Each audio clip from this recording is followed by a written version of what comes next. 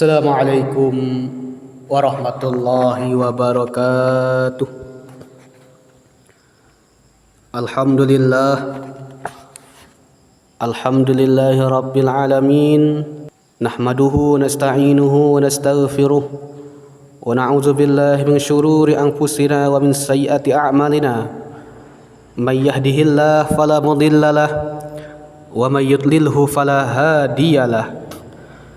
Asyhadu an la ilaha illallah wahdahu la syarika lah wa asyhadu anna sayyidina Muhammadan abduhu wa rasuluh la nabiyya ba'dah. Allahumma salli wa sallim ala sayyidina Muhammadin wa ala alihi wa sahbihi ajma'in. Amma ba'du fa ya ibadallah, usikum wa nafsi wa iyaya bitaqwallah. Ittaqullaha haqqa tuqatih wa la tamutunna illa wa antum muslimun. Qala Allah ta'ala fi kitabihil karim, a'udzu billahi minasy syaithanir rajim. Bismillahirrahmanirrahim. Ya ayyuhalladzina amanu taqullaha wa qulu qawlan sadida yuslih lakum a'malakum wa yaghfir lakum dhunubakum wa man yuti'illaha wa rasulahu faqad faza fawzan 'azima. Shadaqallahul 'azim. Hadirin jamaah Jumat rahimakumullah. Di atas mimbar yang mulia ini, khatib ingin berwasiat, mari sama-sama kita tingkatkan keimanan dan ketakwaan kita kepada Allah Subhanahu wa taala. Takwa dalam arti menjalankan perintah Allah dan berusaha untuk meninggalkan segala perkara yang dilarang oleh Allah Subhanahu wa taala. Di dalam kitab Sunan At-Tirmizi dikisahkan bahwa Nabi Muhammad SAW pada suatu ketika beliau melakukan sebuah perjalanan. Dalam perjalanan beliau tersebut, Allah menurunkan dua ayat Al-Quran, yakni Quran Surah At-Taubah ayat 34 sampai ayat 35. Ayat ini menceritakan tentang emas dan perak. Ketika ayat ini turun, lalu Sayyidina Umar bin Khattab bertanya kepada Rasulullah, "Ya Rasulullah, apa harta yang lebih baik? Apakah itu emas? Apakah itu perak?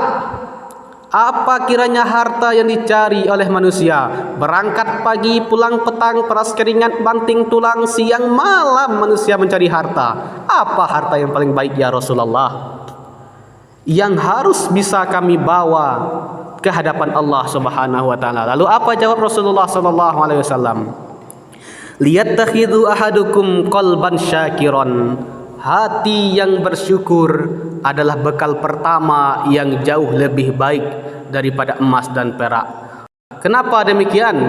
Karena dengan rasa syukur itulah yang mengantarkan kaki kita ini mau bergerak melangkah menuju masjid.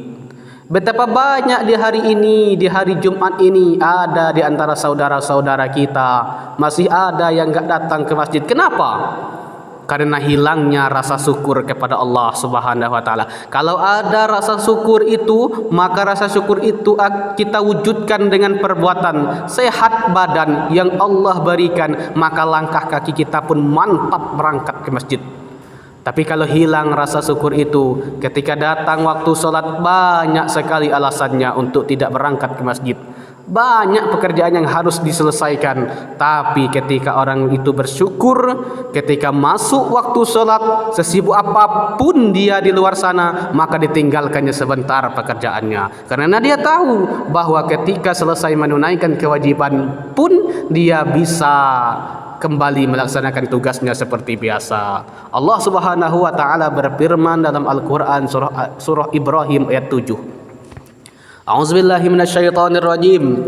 Bismillahirrahmanirrahim. La in syakartum la azidannakum wa la in kafartum inna adzabi lasyadid.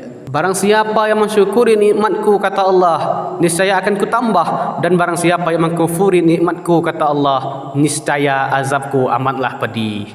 Ma'asyiral muslimin jamaah Jumat rahimakumullah. Lalu jadi pertanyaan, bagaimana cara untuk istiqomah bersyukur kepada Allah Subhanahu wa taala? Caranya jangan terlalu lama. Nikmat yang diberikannya kepada kita yang hadir pada saat ini tidak sama. Ada yang dititipkan Allah lebih banyak daripada yang lain. Ada pula yang dititipkan Allah kesehatan yang lebih baik daripada yang lain. Maka jangan berlama-lama menatap nikmat orang lain.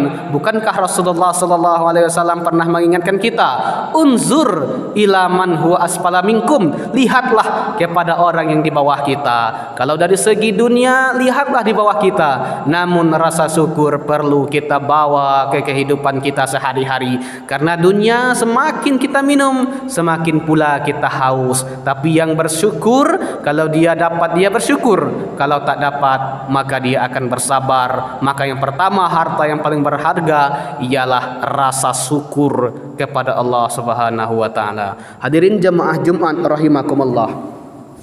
Yang kedua, harta yang paling berharga ialah walisanan zakiron, lisan yang selalu berzikir, lisan yang selalu mengingat Allah Subhanahu wa taala. Perumpamaan orang yang berzikir mengingat Allah dan orang yang tak mau berzikir mengingat Allah bagaikan orang hidup dan orang yang mati. Orang yang berzikir kepada Allah maka ia adalah orang yang hidup.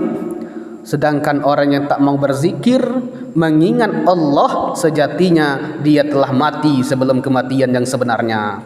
Kalaulah amal hidup di dunia terasa sedikit, maka Rasulullah sallallahu alaihi wasallam mengajarkan kita ada zikir yang mampu memberatkan timbangan kita. Maka di hari Jumat ini kita bawa pulang ke rumah kita dua wasiat takwa yang disampaikan khatib dia di atas mimbar Jumat kali ini. Yang pertama, sebagai pemimpin rumah tangga, ajak dan ajarkan keluarga dan sanak saudara untuk bersyukur kepada Allah Subhanahu wa taala. Yang kedua, senantiasalah berzikir mengingat Allah Subhanahu wa taala. Hanya inilah yang bisa kami sampaikan, mudah-mudahan bermanfaat bagi kita semua. Barakallahu li wa lakum fil Qur'anil azim wa nafa'ani wa iyyakum bima fihi minal ayati wa dzikril hakim. Aqulu qauli hadza fastaghfiruhu innahu huwal ghafurur rahim.